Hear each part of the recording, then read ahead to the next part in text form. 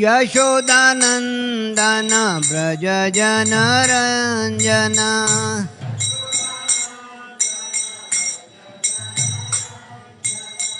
यमुनातीरावनचारी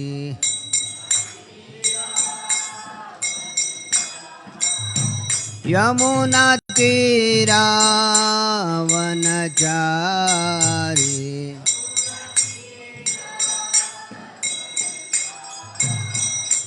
जय राधा माधव कुंज बिहारी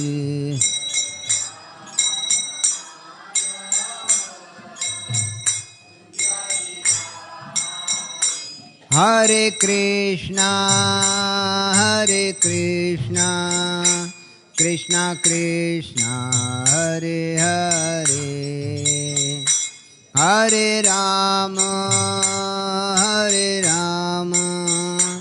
राम राम हरे हरे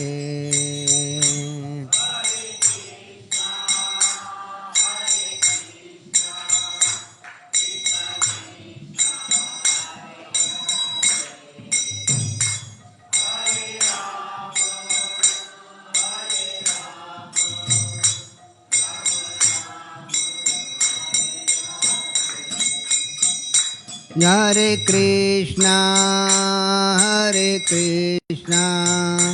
कृष्णा कृष्णा हरे हरे हरे राम राम राम हरे हरे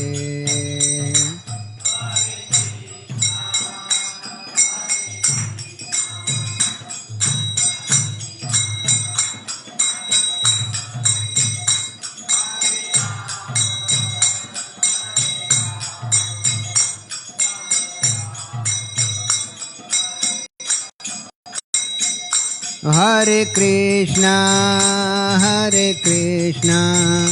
कृष्णा कृष्णा हरे हरे हरे राम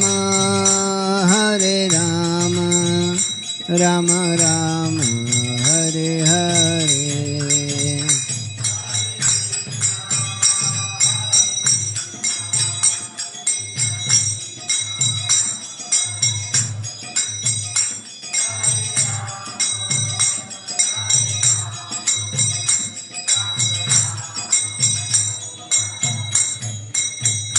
जय राधा गोपीनाथ राधा गोपीनाथ राधा गोपीनाथ राधे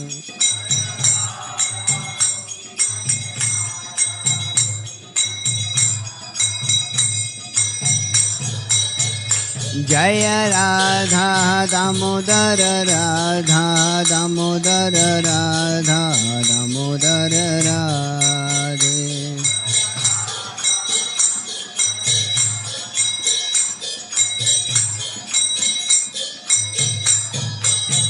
जय गौरनिताय गौरनिताय गौरनिताय जय गौरनिताय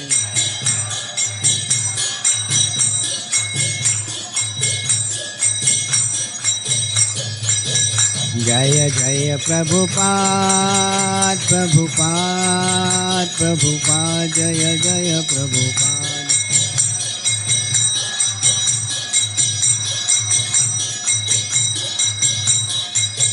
जय जय गुरुदेव गुरुदेव गुरुदेव जय जय गुरुदेव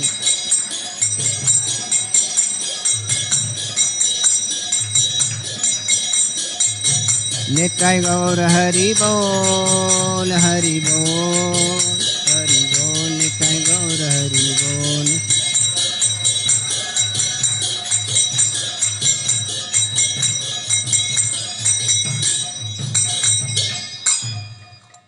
जय श्री हरि नाम संकीर्तन की जय। जय श्रील प्रभुपाद की जय।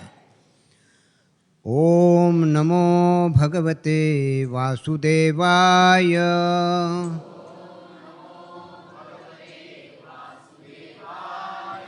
ओम नमो भगवते वासुदेवाय।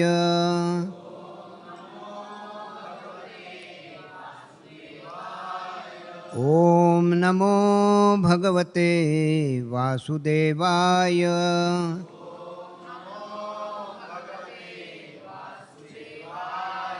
नारायणं नमस्कृत्यं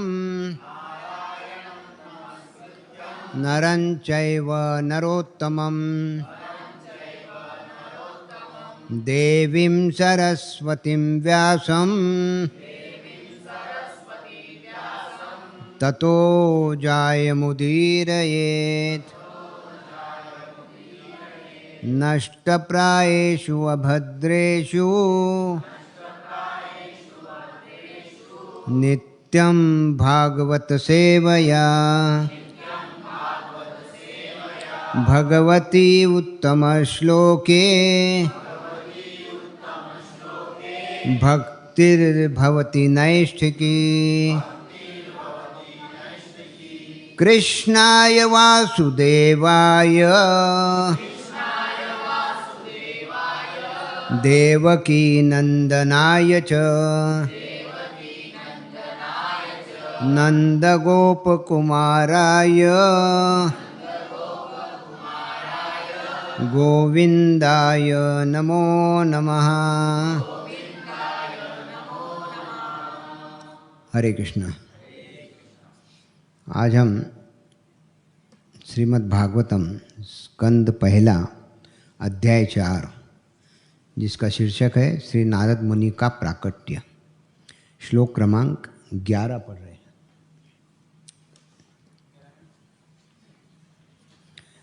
नमन्ति यत्पादनिकेतनात्मनः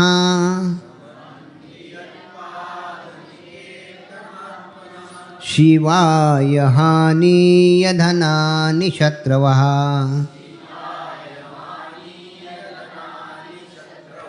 कथं स वीरा श्रियमङ्गदुस्तजाम्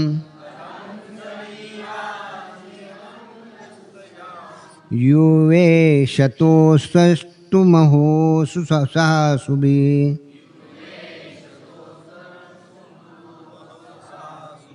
नमन्ति यत्पादनिकेतमात्मना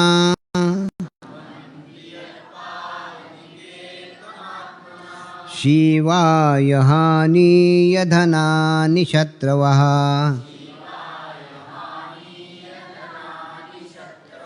कथं स वीरः श्रियमङ्गदुस्तजाम् युवेशतो सष्टुमहो सहासुभिः।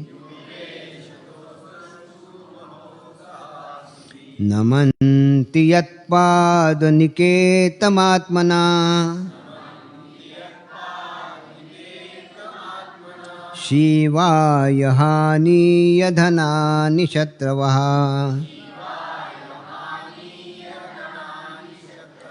कथं स वीरः श्रियमङ्गदुस्तजाम्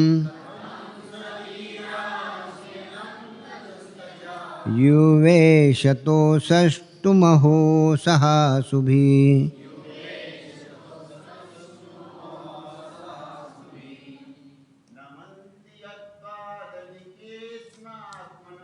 नमन्ति यत्पादनिकेतनात्मना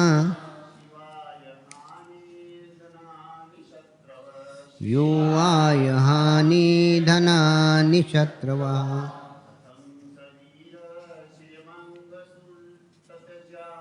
कथं स वीरा श्रियमङ्गदुस्तजाम्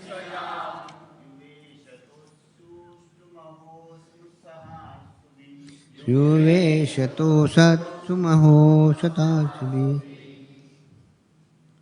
माता जी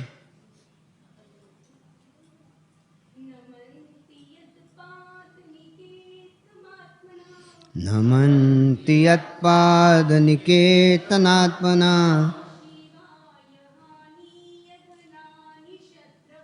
शिवाय हानियधनानि शत्रवः।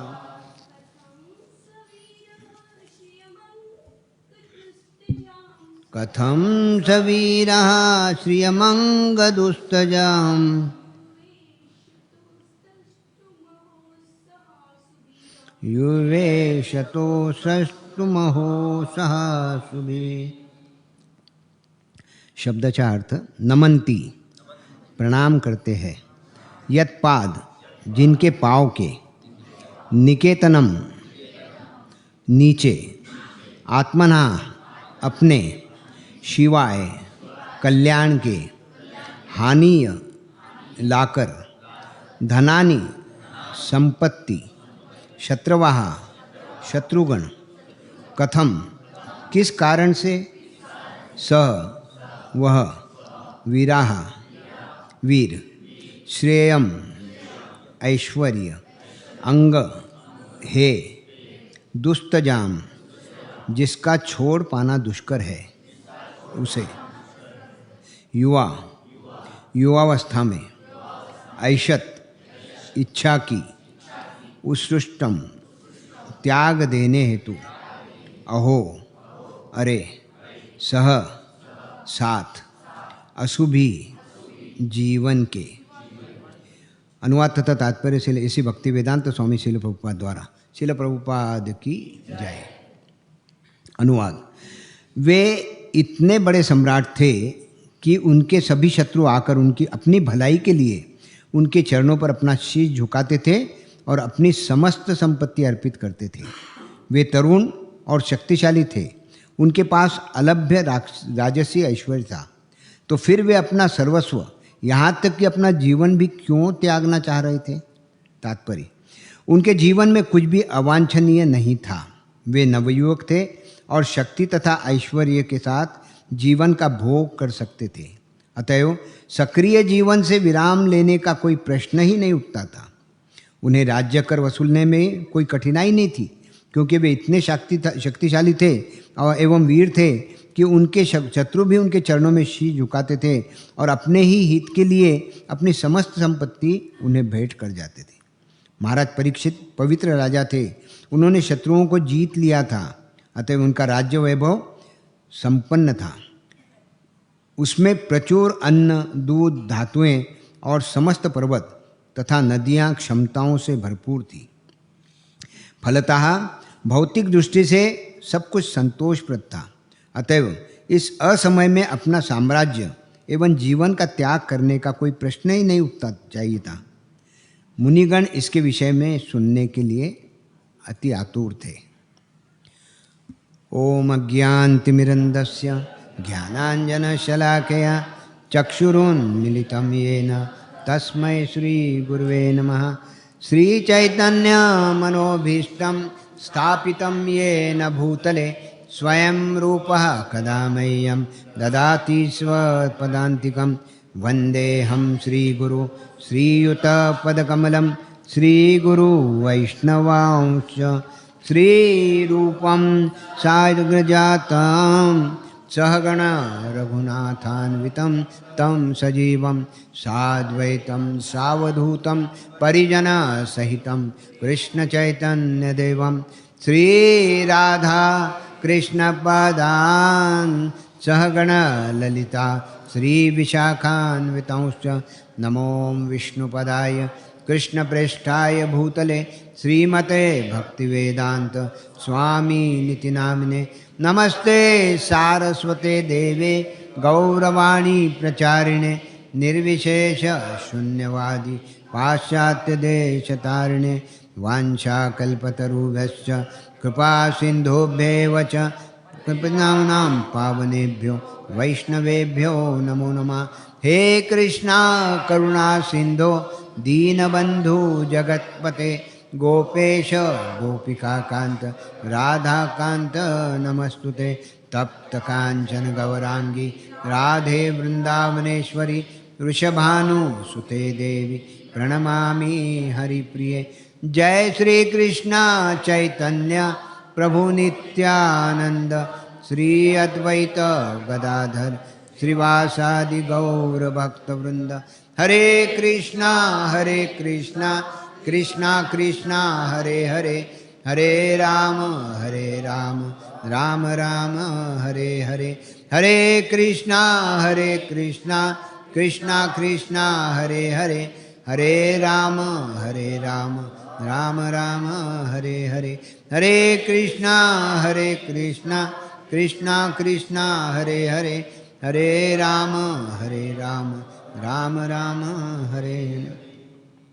मुखं करोति कल्याणं मुखं करोति वाचां पंगुलंघयतगिरि यत्कृपातमं वन्दे श्रीगुरु दीनतारिणं परमानंद माधवं श्रीचैतन्य ईश्वरम्। हरे कृष्णा। आप सभी का स्वागत है। तो आज हम श्रीमद् भागवतम स्कंद पहला अध्याय 4 जिसका श्लोक नंबर 11 पढ़ रहे हैं। तो हमने ये जो अध्याय शुरू हुआ है, अभी 11वां श्लोक चालू है। पहले 1 से 8वें अध्याय श्लोक तक क्या किया, क्या बताया है। हालांकि इसका शीर्षक है नारद मुनि का प्राकट्य, लेकिन नारद मुनि का प्राकट्य इस अध्याय में अंत में थोड़ा सा बताया है। पूरे अध्याय में पहले 1 से 8 श्लोक पर शुकदेव गोस्वामी जी का आगमन बताया है।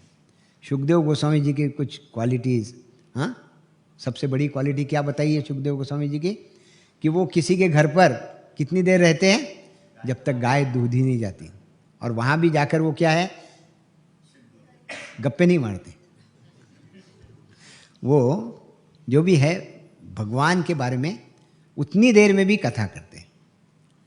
और अभी 9वां 10वां 11वां और 12वां ये 4 श्लोक जो है, इसमें महाराज परीक्षित के बारे में ये प्रश्न पूछ रहे शौनकादि ऋषि सुत गोस्वामी को, और सुत गोस्वामी जी को अभी पूछ रहे परीक्षित महाराज के बारे में, कि जिनके बारे में हमने सुना है। परीक्षित महाराज तो एक युवक थे और बहुत वीर थे।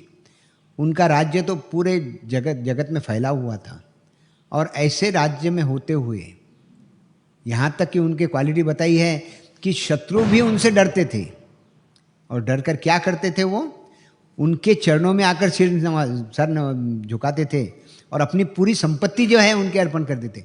क्यों? डर के कारण।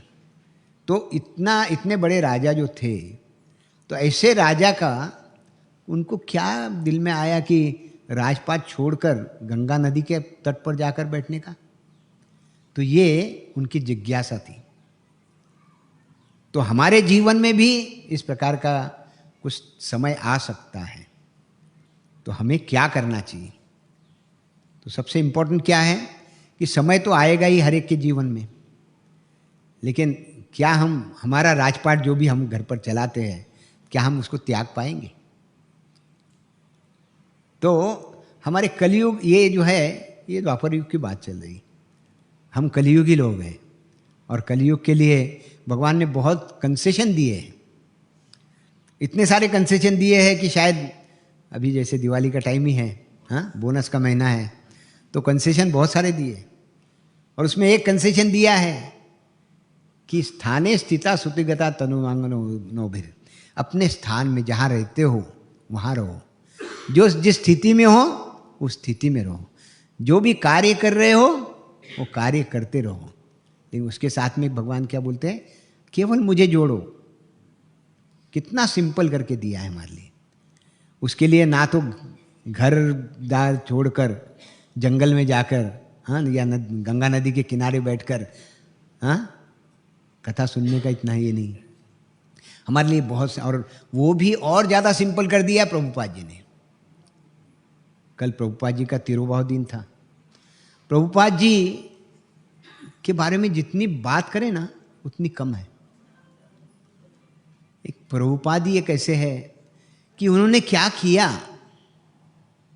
हम अगर अपने बारे में सोचे कि मेरे लिए क्या किया। आज प्रभुपाद जी नहीं हैं, फिर भी उनके द्वारा हमारा जीवन किस प्रकार से परिवर्तित हुआ, ये अगर हम सोचते बैठे तो सही तरीके से।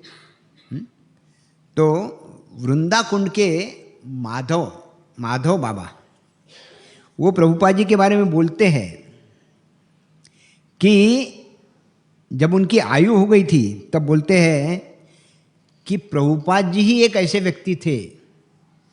उसके पहले बहुत सारे भक्त आउट ऑफ इंडिया गए थे, विदेशों में गए थे, लेकिन कभी तुलसी महारानी की महिमा किसने आगे पहुंचाने का प्रयास नहीं किया।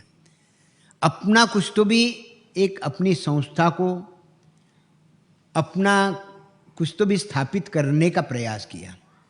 कुछ कोई योग गुरु बन के गए, कुछ अपनी अपनी संस्था के लिए गए, लेकिन प्रभुपाद जी गए। प्रभुपाद जी ने जिस जगह पर जहाँ तुलसी आती नहीं, ऐसे देशों में जाकर वहाँ तुलसी लगवाई। रशिया में कहा जाता है, रशिया में इतनी ठंडी है कि उस ठंडी में तुलसी आती ही नहीं, और हमारे रशिया के भक्त जो है वो तुलसी की आरती करते हैं। वहाँ आरती नहीं करते, आरती करेंगे कैसी? तो तुलसी महारानी का पौधा इधर से लेकर जाते हैं, उसको आर्टिफिशियल लाइट, क्या जैसे वो लाइट होता है, जैसे हमारे भी सेकने के लिए अल्ट्रावायलेट रेज रहते हैं ना, उस टाइप का आर्टिफिशियल लाइट के अंदर वो रखते हैं और तुलसी को वहाँ डेवलप करते हैं। तो ये जो है, ये केवल और केवल प्रभुपाद जी कर पाए। तो हम प्रभुपाद जी के जितने गुण गाए ना, जगत में ऐसी कोई भी देश नहीं जहाँ प्रभुपाद जी का नाम नहीं पहुँच पाया। आज प्रभुपाद जी की कृपा से पूरे जगत में हर सेकंड में, एवरी सेकंड, मतलब हम यहाँ इस सेकंड में बात कर रहे हैं, दूसरे सेकंड में शायद और किसी देश में, ऐसा पूरे जगत में 24 घंटे भगवान का नाम चलता है। क्या? तो केवल और केवल ही प्रभुपाद जी की कृपा से। जब जन्माष्टमी के दूसरे दिन नंदोत्सव मनाया गया, नंदोत्सव, हाथी घोड़ा पालकी जय कन्हैया लाल की, नंदोत्सव मनाया गया। तो नंदोत्सव के दिन नंद महाराज क्या कर रहे थे? दान दे रहे थे। रत्नों का दान, सोने का दान, चांदी का दान, गोदान, तुलसी का दान, सब दान दे रहे थे। भगवान कृष्ण सिर्फ देख रहे थे कि मेरे पिताजी क्या कर रहे हैं।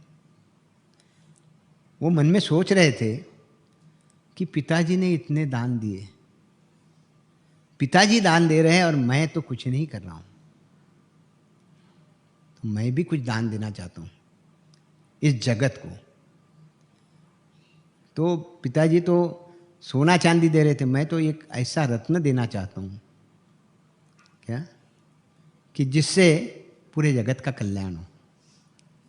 और भगवान कृष्ण की कृपा से 1 सितंबर 1896 को उन्होंने एक रत्न दिया, वो थे श्री प्रभुपाद जी, जिनके कारण पूरा जगत आज जो भक्ति कर रहा है, बाकी संस्थाएं वाले सब गए, लेकिन किसी ने इतनी भक्ति की जो प्रोसेस बढ़ाने का प्रयास उन्होंने किया, लेकिन सक्सेसफुल नहीं हुए।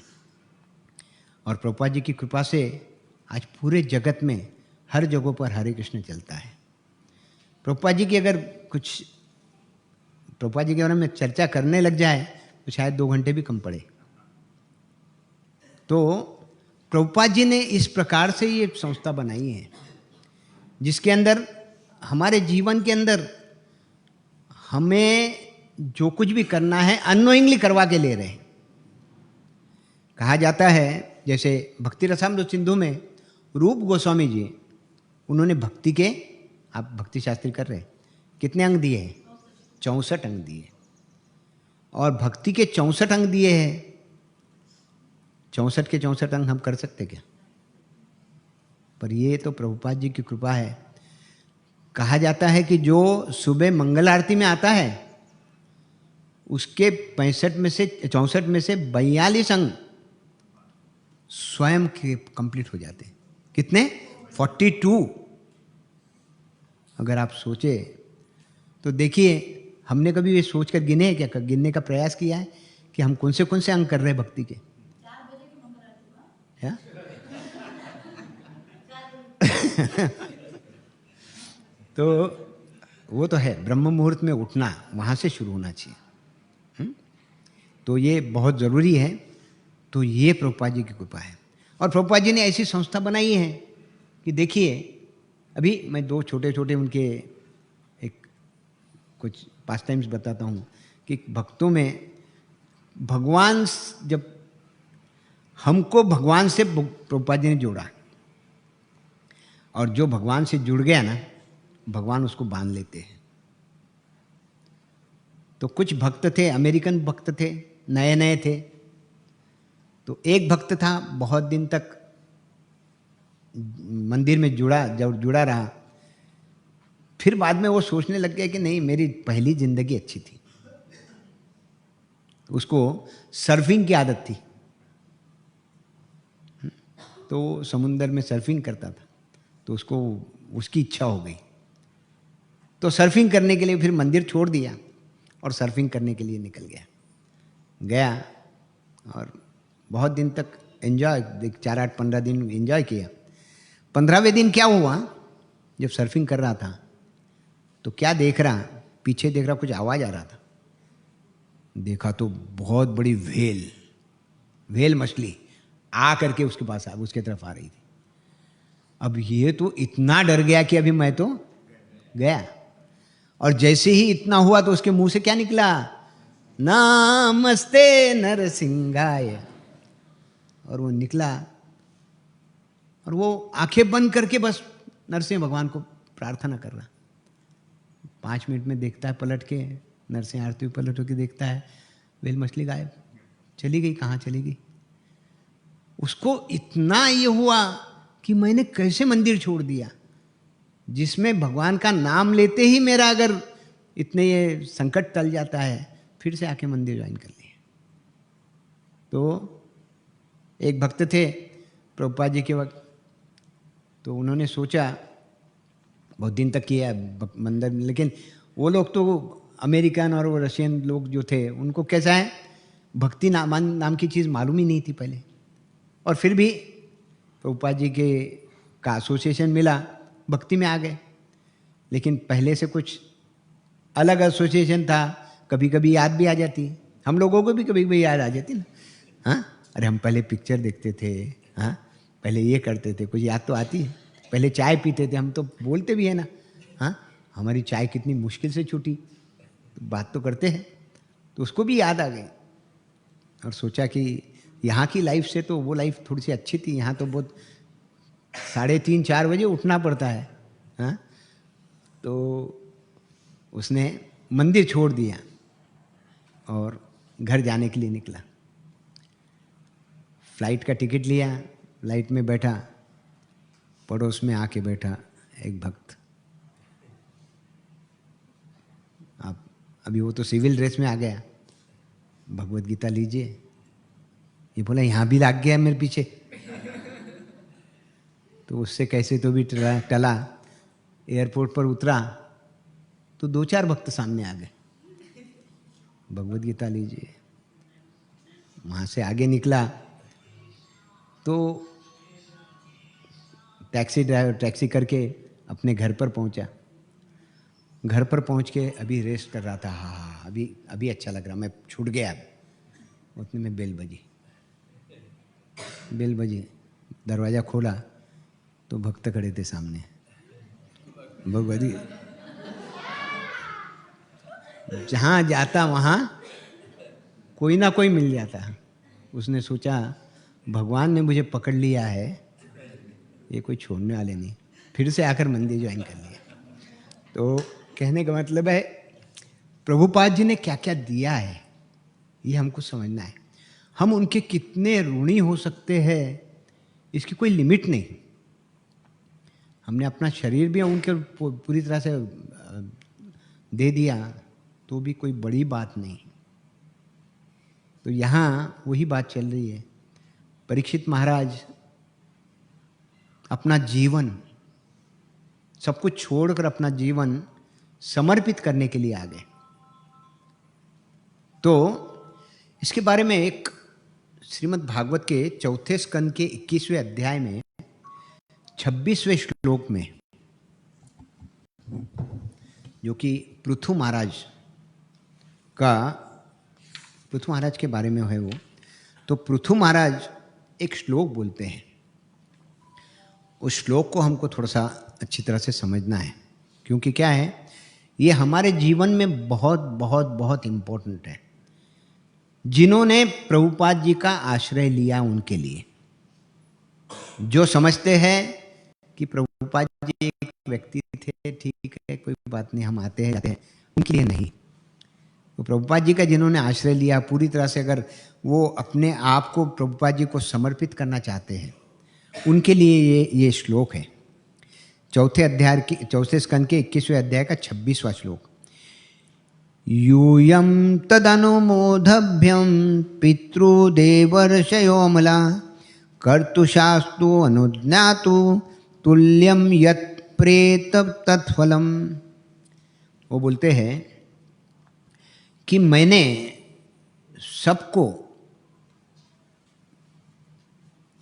भक्ति के बारे में बताया है। अभी भक्ति के बारे में बताया है, तो ये इसके बारे में जो उनकी प्रजा जो थी, पृथु महाराज की प्रजा थी, वो पूरी प्रजा भक्ति करती थी, क्योंकि पृथु महाराज स्वयं भक्त थे। तो उसके कारण क्या है, उन्होंने उस टाइप से ढाल के रखा था और पूरी प्रजा भक्ति करती थी। तो ये पृथु महाराज यहाँ बोल रहे हैं, पहले श्लोक में पूरा डिटेल दिया भक्ति के बारे में, अभी यहाँ बोल रहे हैं कि मैं शुद्ध अंतकरण वाले देवताओं को, पितरों को तथा साधु पुरुषों से प्रार्थना करता हूँ कि मैंने जो प्रस्ताव रखा है, क्या प्रस्ताव है कि मेरे राज्य में जो भी है उसने केवल और केवल अपना कार्य करते हुए भगवान से जुड़ना।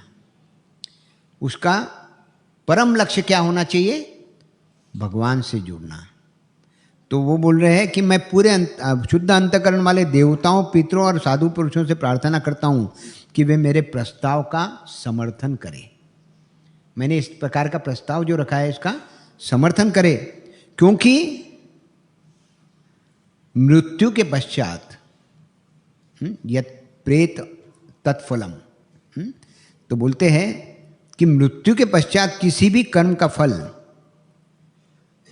उसके कर्ता, आदेश करता और उसका समर्थन करने वाला, 3 प्रकार के लोगों को।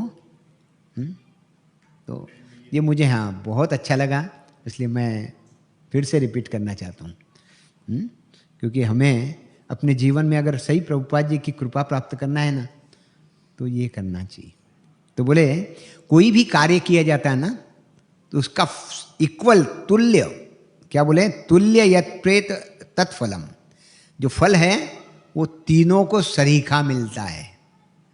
किसको किसको, जिसने आदेश दिया, जिसने वो कार्य किया और जिसने उसका अनुमोदन किया। मतलब वो कार्य बोलने के बाद में, जैसे मैंने आपको बोला तो आप वो कार्य करने लग गए, तो आपने कुछ कार्य के लिए किया, उसका भी फल मुझे इक्वल मिलेगा।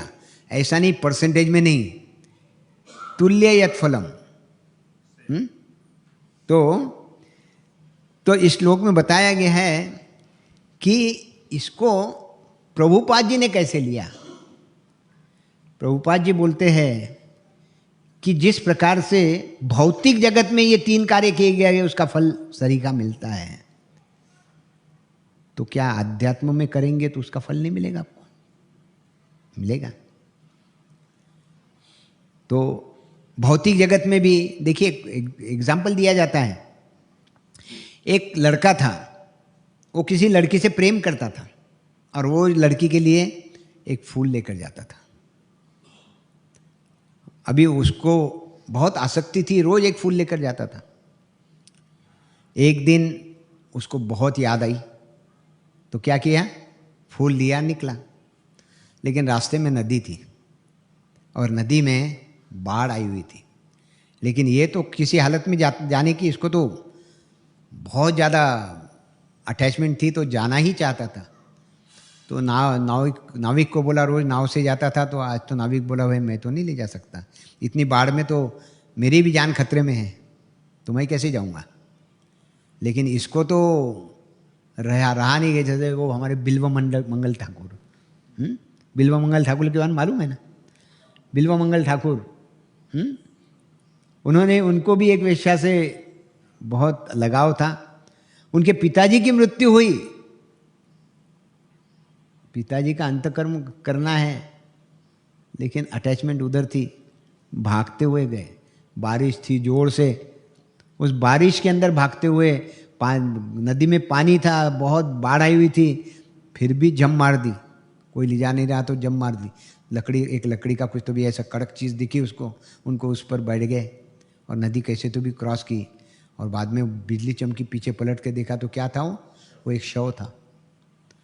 और फिर वहाँ वेश्या के यहाँ गए और दरवाज़ा बंद था, जोर से बारिश हो रही थी, बिजलियाँ कड़क रही थी। दरवाज़ा खटखटाने तो बहुत, उस वक्त बेल नहीं थी, ऐसे खटखटाया। अब वो ऊपर फर्स्ट फ्लोर पर रहती थी, कहाँ से आवाज़ आएगा।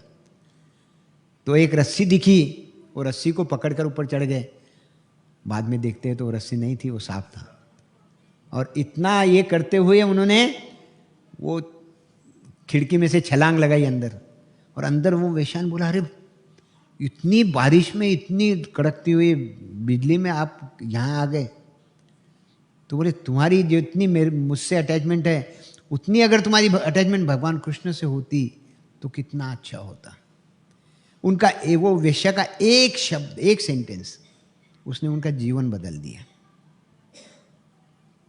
तो यहां भी वो लड़का, तो उसको रहा नहीं गया, उसने जम मार दी।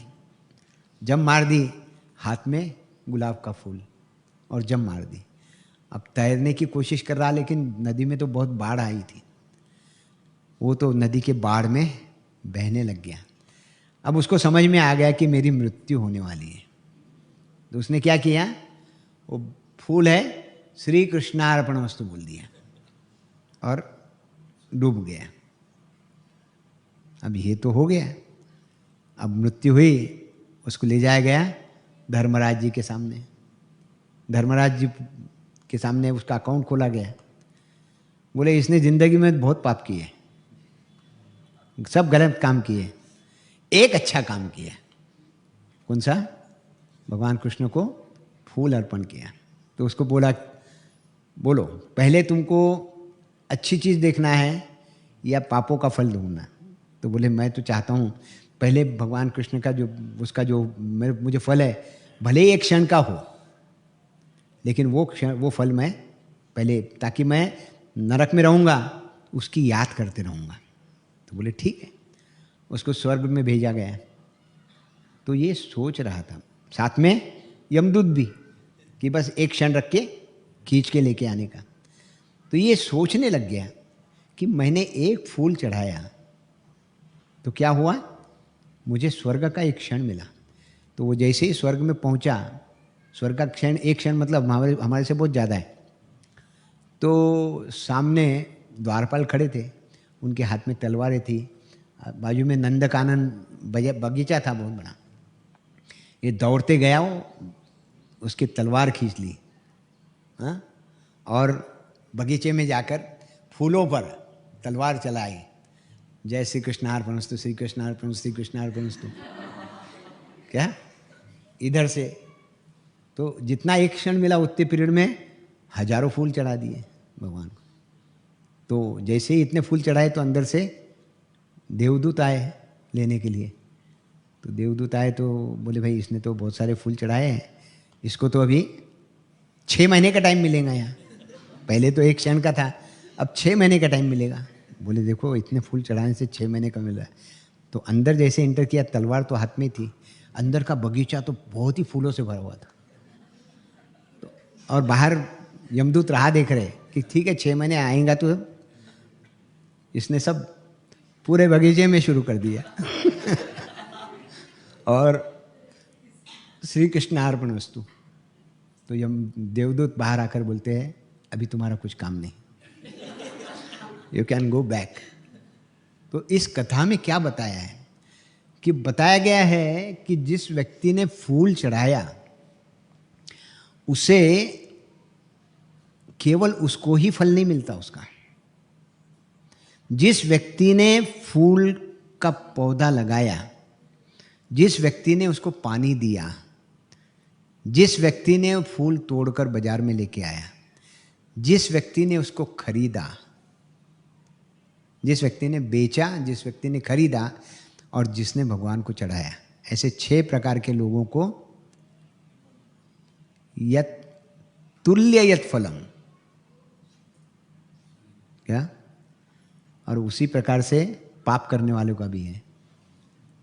मांस खाने वालों को, केवल खाने वाले को ही नहीं, वो तो बोलता भाई मैंने मारा थोड़ी कुछ, लेकिन जिसने ऑर्डर दी मारने की, जिसने मारा, जिसने बाजार में लाया, जिसने बाजार में बेचा, जिसने लाकर पकाया और जिसने खाया, सबको उसका फल मिलता है।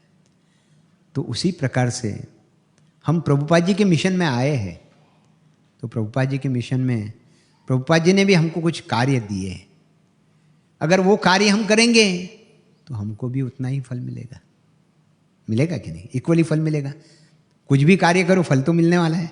हाँ, तो प्रभुपाद जी बोलते हैं कि ये जो श्लोक है ये स्वयं भगवान के अवतार पृथु महाराज ने बोला है। पृथु महाराज जो थे वो पूरे जगत के राजा थे। उन्होंने अपनी प्रजा को वर्णाश्रम धर्म का पालन करने का उपदेश दिया था। तो वो बोल रहे हैं कि यूयम तद अनुमोदभ्य, ये जो बात मैंने कही है, क्या कही है कि सबने भक्ति करना चाहिए और सबको इक्वल फल मिलेगा, वो वहां आपके द्वारा अनुमोदित हो, आप उसका समर्थन करें और ऐसा करने से उसका फल आपको भी मिलेगा। क्या मैं जो बोला उसका अगर अनुमोदन भी कर दिया आपने, उसका फल आपको भी मिलेगा। तो आपको उसमें अड़चन है क्या कुछ? तो पृथु महाराज बोले आपको अड़चन है क्या? तो बोले हमको कोई अड़चन नहीं, अनुमोदन करिए। और भाई अच्छी चीज ही थी वो तो वो बोले इसलिए क्या बोलते हैं, कर्तु जो व्यक्ति करता है, शास्तु जिसकी आज्ञा से किया जाता है, और अनुज्ञा जो उसका समर्थन करता है, अब उसको अपने जीवन में उतारता है। तुल्य समान यत प्रेत मरने के बाद तत्फलम, तीनों को बराबर लाभ प्राप्त होता है।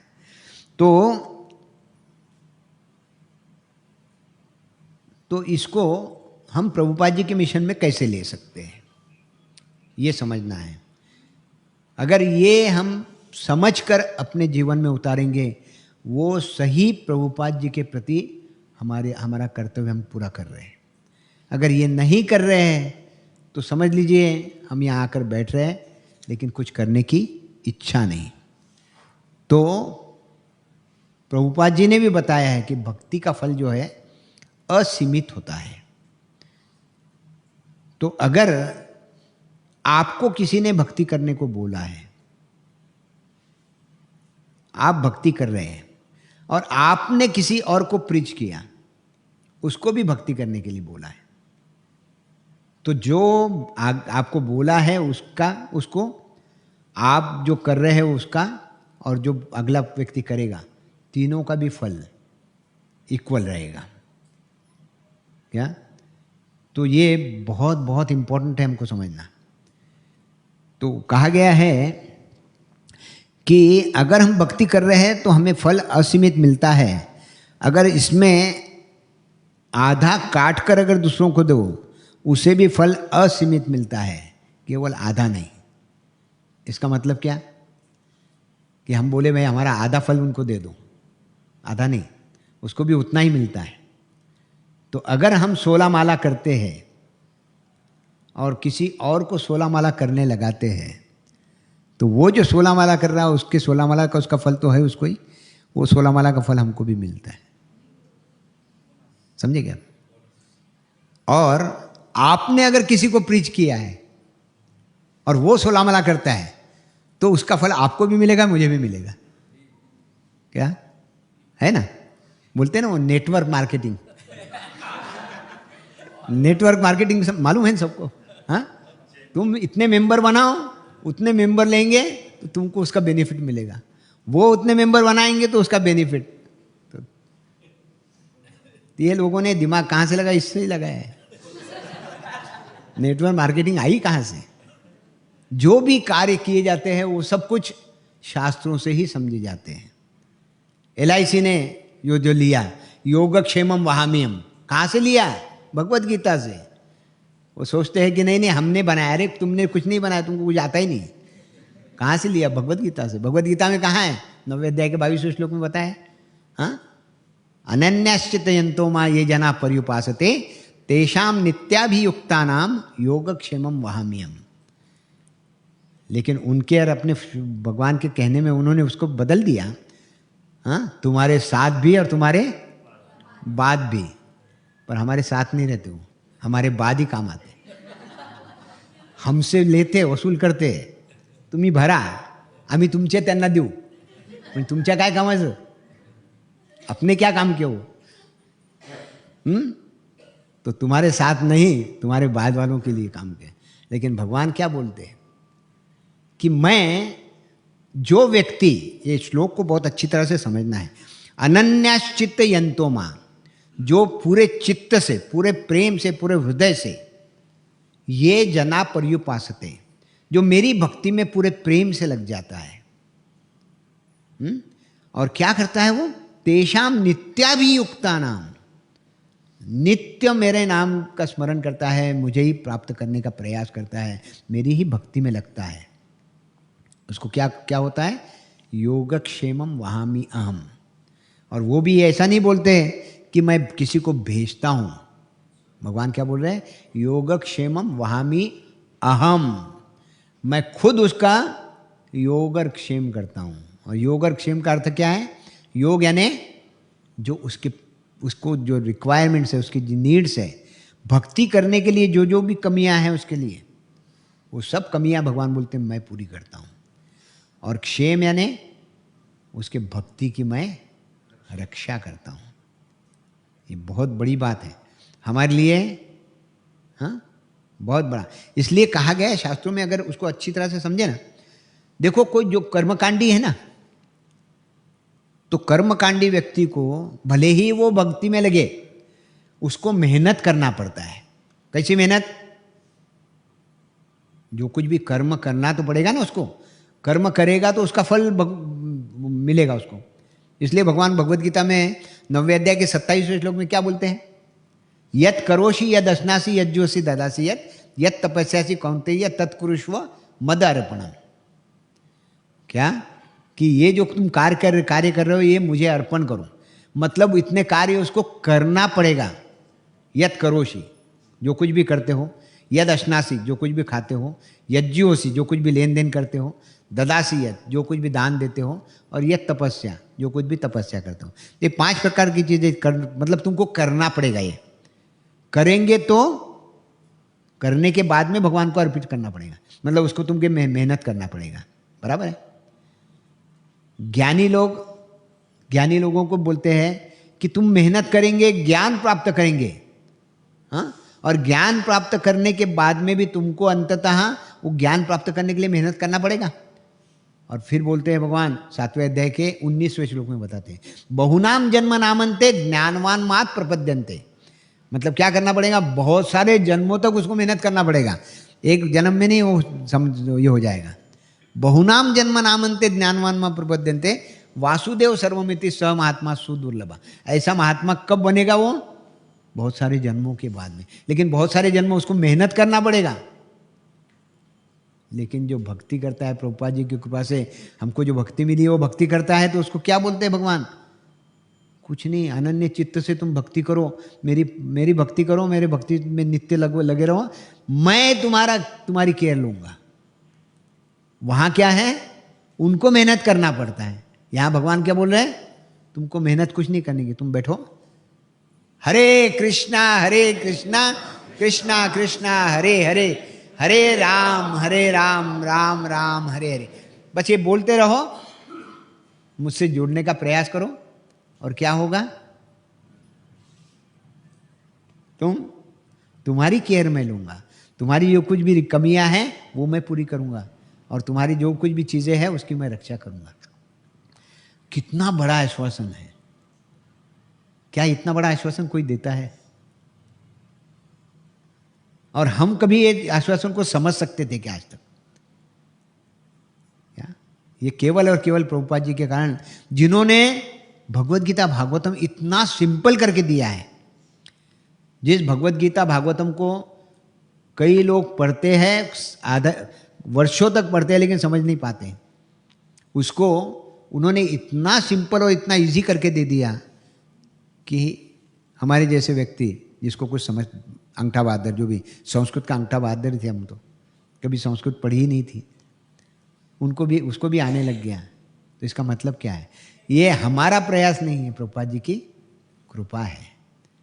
तो ऐसे प्रभुपाद जी का कल तिरुभाव दिन हुआ, तो हमारी प्रभुपाद जी के प्रति श्रद्धांजलि होना चाहिए। क्या श्रद्धांजलि होना चाहिए? श्रद्धांजलि एक ही होना चाहिए कि आपने जो मिशन शुरू किया है उस मिशन को मैं किस प्रकार से आगे बढ़ा सकूं। अगर उस मिशन को बढ़ाने का हम प्रयास करते हैं, वो मेहनत करते हैं, तो समझ लीजिए वो हमारी सही श्रद्धांजलि है। और हम बस वो आयाराम गयाराम बने रहेंगे। इसलिए प्रभुपाद जी वहाँ बोलते हैं कि भगवान की भक्ति करके प्रचार करना ये कैसा है, किसके जैसा है? म्यूचुअल फंड के जैसा। म्यूचुअल फंड मालूम है? पैसे इन्वेस्ट करते लोग सब म्यूचुअल फंड में। क्यों करते हैं? कमाई करने के लिए। म्यूचुअल फंड वाले क्या करते हैं मालूम है आपको? आपसे पैसे लिए, आपसे 10 लाख रुपए लिए, वो 10 लाख रुपए इन्वेस्ट करते, 10 लाख पर 50,000 रुपये कमाए, 25 खुद रख लेते हैं, 25 आपको देते। कितना देते? इक्वल, है ना, तुल्य। तो वैसा ही है। तो हमारा भी ये म्यूचुअल फंड ही है। भगवान की भक्ति करो और प्रचार करो। प्रचार करेंगे, आप दूसरों को भक्ति देंगे तो आपका भी भला है, उसका भी भला है। इसलिए चैतन्य चरितामृत में एक श्लोक आता है, भारत भूमि तहल मनुष्य जन्म यार। कहाँ जन्म मिला है हमको? भारत भूमि में। जन्म सार्थक करी। जन्म मिला है तो अब क्या करो? अपना जीवन सार्थक करो।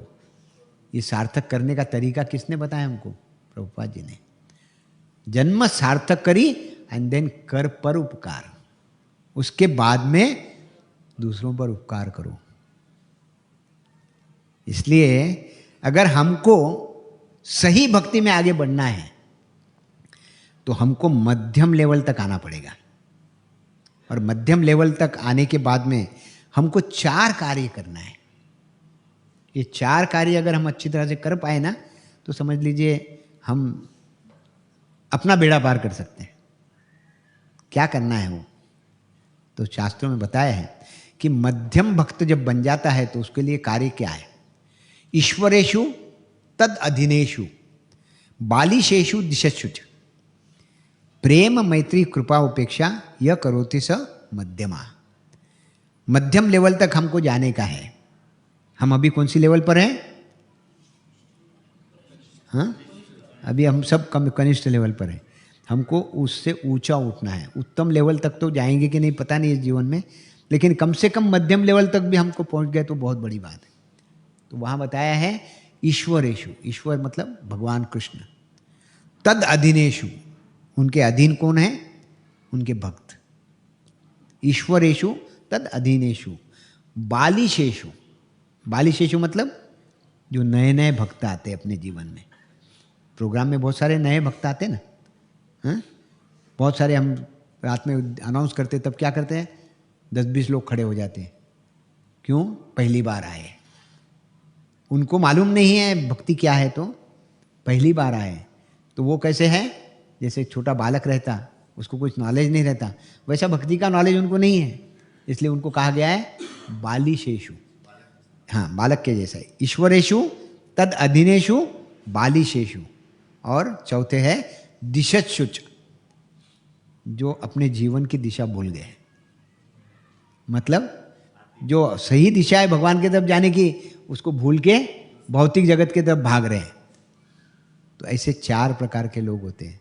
इनके साथ संबंध कैसा करने का है वो उसका भी दूसरी लाइन में जवाब दे दिया भगवान ने। ईश्वरेषु तद अधीनेषु बालिशेषु दिशेषु प्रेम मैत्री कृपा उपेक्षा। पहले भगवान से प्रेम करिए, भगवान के भक्तों से मैत्री करिए, जो बालिक मतलब जो नए नए आए उन पर कृपा करिए कि उनको भक्ति क्या है समझाइए, और जो दिशेच्युत है उनकी उपेक्षा करो, उनसे कंसर्न रिजल्ट संबंध मत रखो। तो ये 4 चीज़ जब करेंगे तो हम मध्यम लेवल तक आएंगे। तो हमको मध्यम लेवल तक आने का प्रयास करना है। तो ये अगर हम करते हैं और हम प्रचार करने का प्रयास करते हैं तो सही तरीके से हम प्रभुपाद जी के लिए उनको श्रद्धांजलि दे रहे हैं और उनके लिए, उनके प्रसन्नता के लिए कार्य कर रहे हैं। प्रभुपाद जी को पूछा गया कि आप किस में प्रसन्न हो, आपकी प्रसन्नता के लिए हम क्या करें। प्रभुपाद जी ने क्या जवाब दिया होगा? प्रभुपाद जी बोले बस एक चीज, एक ही चीज बोली। कौन सी बोली होगी? There should be mutual cooperation, सब भक्तों के बीच प्रेम का संबंध। प्रभुपाद जी ने ये मिशन बनाया ना, ये मिशन को 6 इस पर ये किया हुआ है। प्रभुपाद जी का मिशन ये 6 चीजों पर चलता है जो कि उपदेशामृत में बताया है। उपदेशामृत का एक श्लोक लेकर बताया है। कौन सा है? ददाति प्रतिगृह्णाति गुह्यम आख्याति पृच्छति भुंक्ते भोजयते चैव षड्विधा प्रीति लक्षणम। भक्तों के बीच जो प्रेम लाने का, प्रेम संबंध बढ़ाने का है, तो ये 6 चीजें करना चाहिए। ददाति, क्या करना है? लेन देन। ददाति प्रतिगृह्णाति, उनसे कुछ चर्चा करो भक्ति के बारे में, और उनसे कुछ चर्चा, वो उनको भक्ति में के बारे में क्या मालूम है वो समझो। एक दूसरे से भक्ति के बारे में चर्चा करो। आदान प्रदान काय का, लेकिन और चीज़ों का नहीं, भक्ति का आदान प्रदान। इसलिए भगवान भी भगवत गीता में 10वें अध्याय के 9वें श्लोक में बताते हैं, हाँ, मच्चिता मदगत प्राणा बोधयंता परस्पर। एक दूसरे से जब बात करते हैं भक्त तो क्या करते हैं? कथयंतस्य मानित्या। वो एक दूसरे से बात करते हुए क्या करते हैं? भगवान बोले मेरी बात, मेरी कथा करते हैं। वो मोदी ने क्या किया और पिक्चर कौन सा देखा वो नहीं करते चर्चा। तो बहुत इम्पोर्टेंट है। तो हमको फिर क्या करना है? प्रभुपाद जी के मिशन को किस प्रकार से हम आगे बढ़ा सकते हैं उसका प्रयास करना है। यही सच्ची प्रभुपाद जी के प्रति श्रद्धांजलि होगी। तो यहाँ हम रुकते हैं। किसी का कुछ प्रश्न हो तो हम उस पर चर्चा करते हैं। हरे कृष्ण। और तो बहुत बोलने का है, बहुत सारा था, लेकिन टाइम हो गया है और हमको ऑर्डर मिली है कि बिल्कुल इतनी देर में ख़त्म करना।